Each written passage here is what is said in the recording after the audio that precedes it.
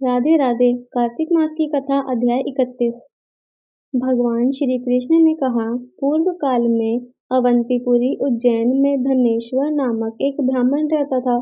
वह रस, चमड़ा और कंबल आदि का व्यापार करता था। वह वैश्यागामी और मधुपान आदि बुरे कर्मों में लिप्त रहता था।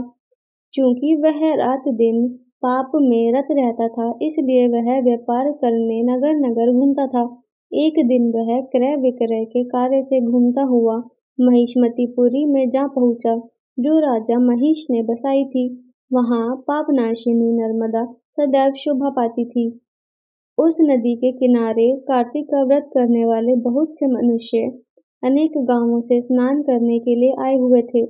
धनेश्वर ने उन सबको देखा और अपना सामान बेचता हुआ वह भी 1 मास तक वहीं रहा।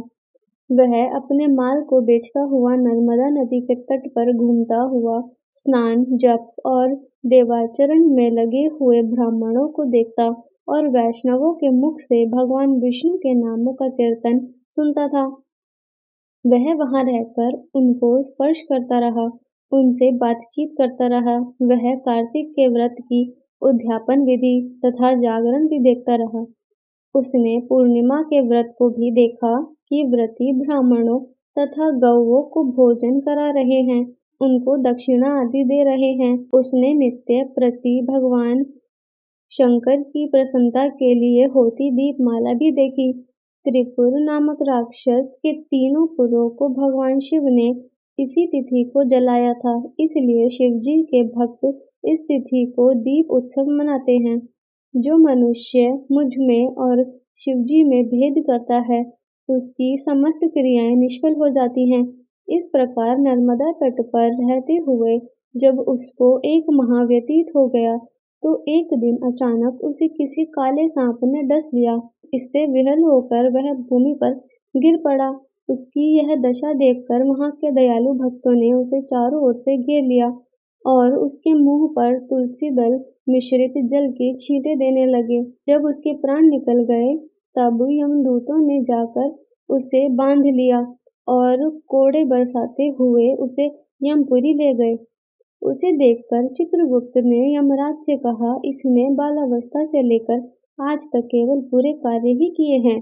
इसके जीवन में जो पुण्य का शेष मात्र भी दृष्टिगोचर नहीं होता।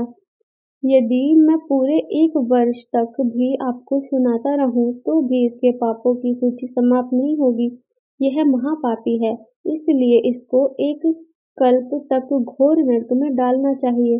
चित्रगुप्त की यह बात सुनकर यमराज ने कुपित होकर कालनेमी के समान अपना भयंकर रूप दिखाते हुए अपने अनुचरों को आज्ञा देते हुए कहा, हे प्रेत सेनापतियों, इस दुष्ट को मुदगरों से मारते हुए कुंभीपाक नरक में डाल दो। सेनापतियों ने मुगदरों से उसका सिर फोड़ते हुए कुंभीपाक नरक में ले जाकर खौलते हुए तेल के कड़ाहे में डाल दिया। प्रेत सेनापतियों ने उसे जैसे ही तेल के कड़ाहे में डाला, वैसे ही वहां का कुंड शीतल हो गया। ठीक उसी प्रकार जिस प्रकार पूर्व काल में प्रहलाद जी को डालने से दैत्यों की जलाई हुई आग ठंडी हो गई थी। यह विचित्र घटना देखकर प्रेत सेनापति यमराज के पास गए और उनसे सारा वृतांत कहा। सारी बात सुनकर यमराज भी आश्चर्यचकित हो गए और इस विषय में पूछताछ करने लगे। उसी समय नारद जी वहां आए और यमराज से कहने लगे, सूर्य नंदन, यह ब्राह्मण नरकों का उपभोग करने योग्य नहीं है। जो मनुष्य पुण्य कर्म करने वाले लोगों का दर्शन, स्पर्श और उनके साथ वार्तालाप करता है, वह उनके पुण्य का 6वां अंश प्राप्त कर लेता है। यह धनेश्वर तो 1 मास तक श्रीहरि के कार्तिक व्रत का अनुष्ठान करने वाले असंख्य मनुष्यों के संपर्क में रहा, अतः यह उन सबके पुण्यांश का भागी हुआ है।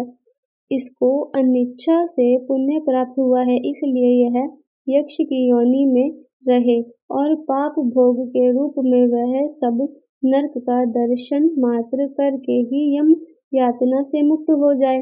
भगवान श्री कृष्ण ने कहा, सत्यभामा नारद जी के इस प्रकार कहकर चले जाने के पश्चात धनेश्वर को पुण्यात्मा समझते हुए यमराज के दूतों ने उसे नरक दिखाने की आज्ञा दी। राधे राधे। हे कार्तिक महाराज, इस कहानी को सुनते सभी भक्तों पर अपनी कृपा करना। जय कार्तिक महाराज। राधे राधे।